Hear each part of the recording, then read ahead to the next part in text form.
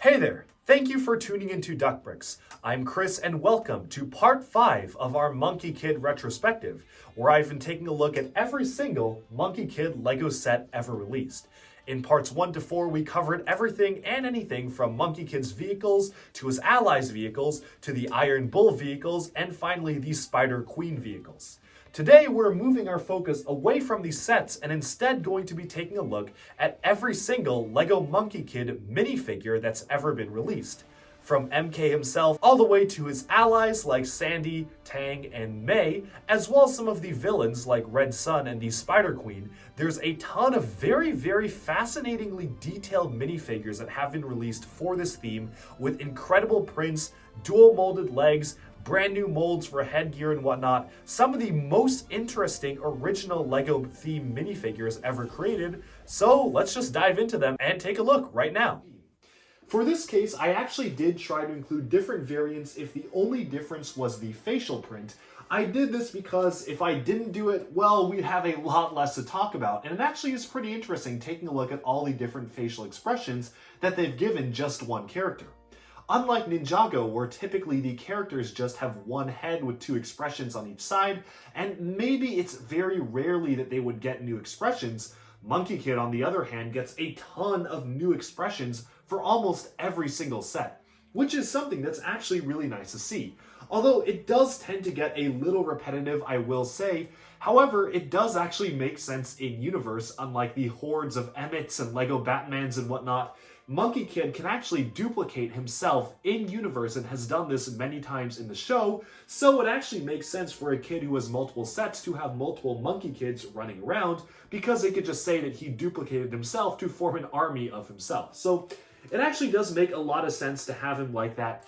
The other thing that I will mention is that I've also included the Monkey King collectible minifigure from the recent collectible minifigure series that debuted the Monkey King minifigure. This actually came out before the Monkey Kid sets themselves, but I figured it was an apt comparison because they're meant to represent these same characters, so I've included that alongside the typical Monkey King figures here. I've also kind of tried to order this along with the main characters here, so Monkey Kid and Monkey King and some other monkeys, including Macaque the Dark Monkey. And then we've got the sidekick slash friend May, the white dragon horse over here. We've got Pigsy, Sandy, Mr. Tang, who's his one friend or sidekick, and even Sandy's cat Mo. From there we go on to the civilians, which is actually really nice that we get standard civilians for this theme. While some of them are pretty much just basic Lego City-like minifigures, some other ones actually do stand out and look like they belong in this universe, particularly with the hairstyles and facial expressions. And then down here we move on to the villains. Specifically, we've got the Red Sun minifigures, the Bull faction, the Gold and Silver Demons, as well as the entire Spider faction on the bottom here, although I'm hoping that maybe this summer we will be getting more Spider faction minifigures because as it is right now, it's a little bit sparse. Let's bring the camera in closer and take a closer look at all of these minifigures to really appreciate the detail. Alright, so moving into the board here, you'll notice that I've added the buildable figure of the Bull Demon King, just because I feel like he belongs alongside the minifigures, because essentially at this point he is minifigure scale as a character. Although technically the mech is too, although I won't be putting that up with the minifigures. Let's just start up with the Monkey Kid figures himself. There are a ton of figures here with all sorts of different facial expressions, and I actually do appreciate the range of outfits they've given him to represent before and after he got the staff. You see he has his standard delivery outfit right here, which is very nicely detailed, has a pretty nice print on the shirt, a pretty casual one, and this beginning appearance here shows that that is how he looked like before receiving the staff. Then after he got it, he appears to have changed outfits, and this is where we get the vast majority of the Monkey Kid characters. What I also do really like is that before he got the staff, you'll notice that the print is not present on his headband. This actually represents the power of the Monkey King running through him, so it actually makes sense that he would have a differently colored headband to suit it. They also introduced a brand new teal headphone piece that wraps around the head of a minifigure. Not sure if that was necessarily the best mold because it doesn't fit too well with the head, but they do have it, and thankfully for the 2021 figures, which start here, they made the wild style hood piece in teal, which I do think fits a lot better and makes it feel a lot more complete.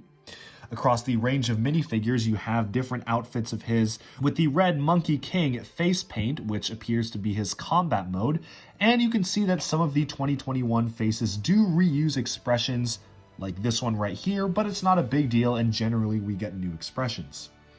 Over here we got a very special one with his eyes lit up in gold, representing the full power of the Monkey King, whose eyes are also gold himself.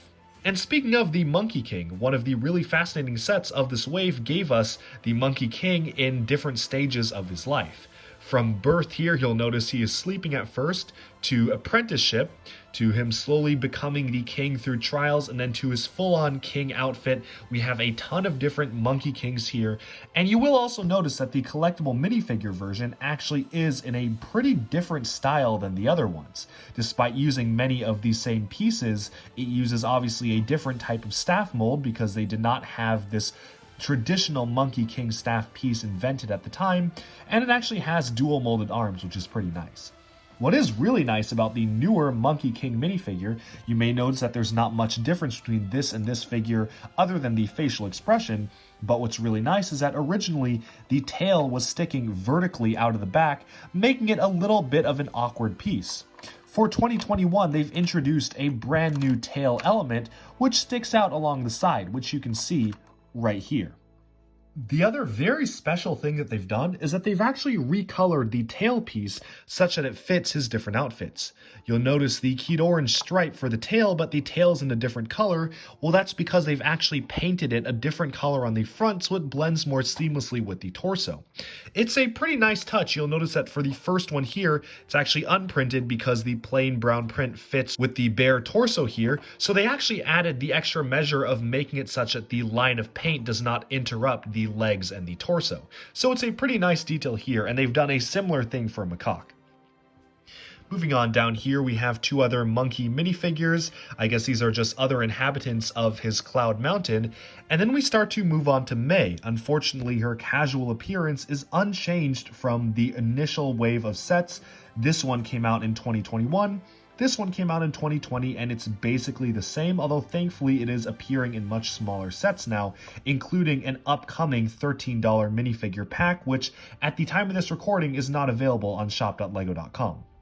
You'll notice that when she changes into the white dragon horse outfit, there actually are different variations showing the hair versus the helmet, and she's gotten an upgrade for 2021, and I actually do really like the use of this golden armor piece here because I feel like it really does help complete the minifigure. That facial expression with the tracking lens or the heads-up display is very nice as well. Pigsy, on the other hand, is a much more simple minifigure in terms of prints, at least for the first wave, although he has a brand new mold for his head. It's a really nice pig mold. I also do really like the use of the mid-legs here, although with the chef hat on, he's basically the same height as a standard minifigure. The proportions just work out so he's much more pig-like. For 2021, Pigsy got an upgraded torso. Honestly, this is a little bit of a busy torso to me. I kind of honestly just like the first version of him the best, which is just this sloppy shirt. This feels very, very detailed and maybe doesn't fit the character too well, but I do appreciate certain things like the sausages strapped to his chest there. LEGO did a very nice job producing the Mr. Tang minifigure. He's got dual molded legs circling all the way around to show the robe that he's wearing, cutting off at the boots, and he's also wearing the brand new red scarf which debuted in some of the Chinese New Year sets last year. Sandy, who is a big fig, is honestly getting a little bit overused now. If you own the Monkey Kid sets, and if you own all of them, you probably have 4+ versions of this figure, and they're all the same figure with the same accessory. And that's actually something that's pretty rare for big figs. We usually only get them in one set. They usually are exclusive to just one set. Instead, Sandy appears 4 separate times as the identical big fig. So for anyone collecting different Monkey Kid sets, you may have multiples of him, and it's not really a bonus because unlike Monkey Kid, where having multiples of him makes sense in story, doesn't really make sense for the big figs. So I honestly would have preferred it that he got an upgrade for 2021. It would have been really nice to see even just some slightly differentiations in the color. Maybe he has a different facial expression, even just something to set him apart from the other versions, because otherwise you just get the same big fig over and over again.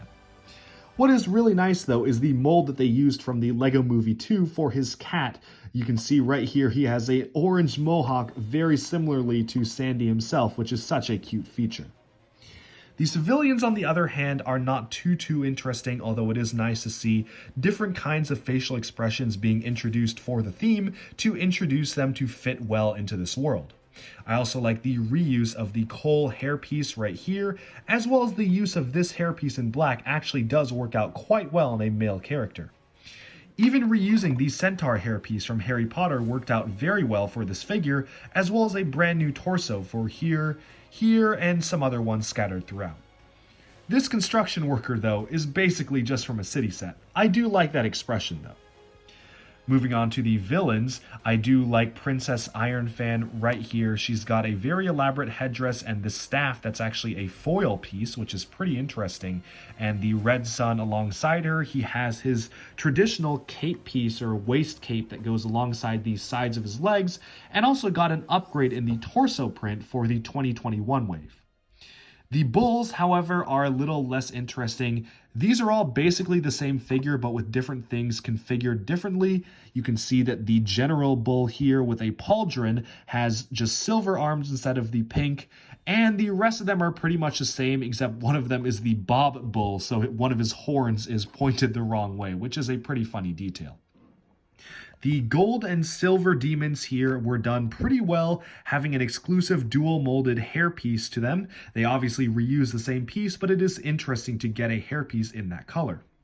One of my favorite buildable constructions here is the mini version of the Bull Demon's quote-unquote mech. This is a very perfect representation, as I showed earlier, of the character, but just in minifigure scaled form, and it scales very nicely against a big fig as well. They're about the same height, so I do actually really appreciate that.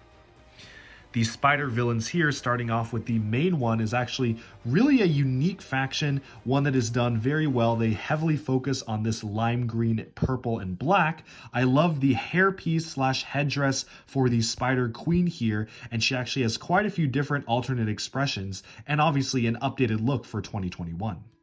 The minions are also done very well, with a particular standout actually being this character, who may seem like he has an existing hairpiece, but when you turn it to the side, this is all new and was created for this character just to accommodate him to wear the fur. Otherwise, they could have used the standard ponytail hairpiece that they've done on many other villains in the past, but they actually went the extra mile and gave him a brand new hairpiece, which is really nice. In addition, we also have a VR goggle headpiece here. I really hope that that gets recolored in maybe more realistic colors to represent a minifigure wearing VR goggles, because other than the green hair and the print on the goggles, it's basically perfect for someone who's actually wearing them, which is such a neat build. I also do really like the different kinds of accessories they've given this character in particular to allow him to stand out from different versions of him that appear in different sets. But zooming out, you can see here, it's actually a pretty good variety of heroes, villains, and civilians, which is always a really nice thing to get in LEGO themes, which typically don't focus too much on civilians. Some of the most interesting characters here are some of these side characters, like the May figure here. I really love the printing on the torso for the new version, and even the Mr. Tang figure is produced incredibly well.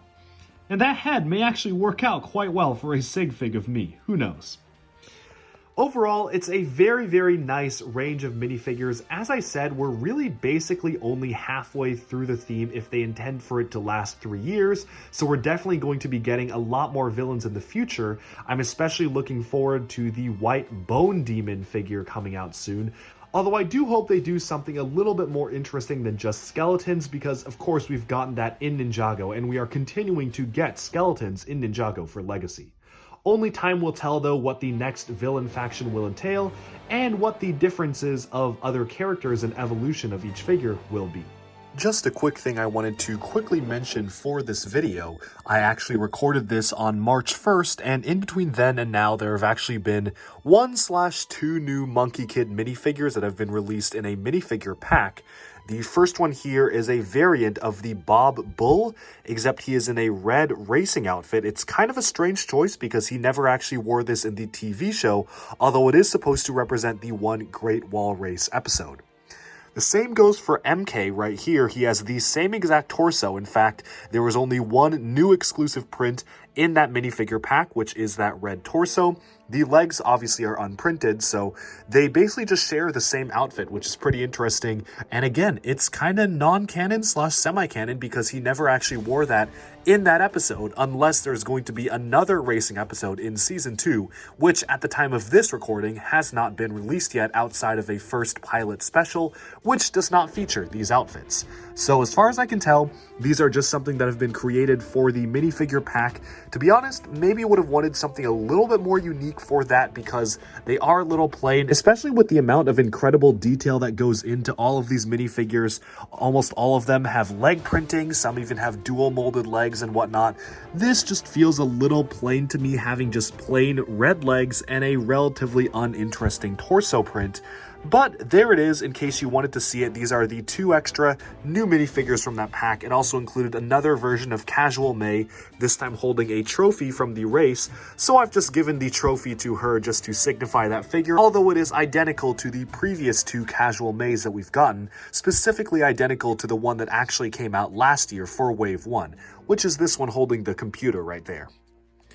Alright, well that about wraps up this talk of all of the Monkie Kid minifigures. Thank you so much for tuning in. I hope you enjoyed this video, and stay tuned as usual for even more Monkie Kid analysis. We're going to be doing our massive wrap-up video the next episode, which will be the 6th episode of this series, where I'll be taking a look and giving my recommendations on favorites and least favorite sets, as well as the best sets to get if you're just starting out with LEGO Monkie Kid. Thank you all for tuning in, and I'll talk to you again very soon. Bye-bye for now.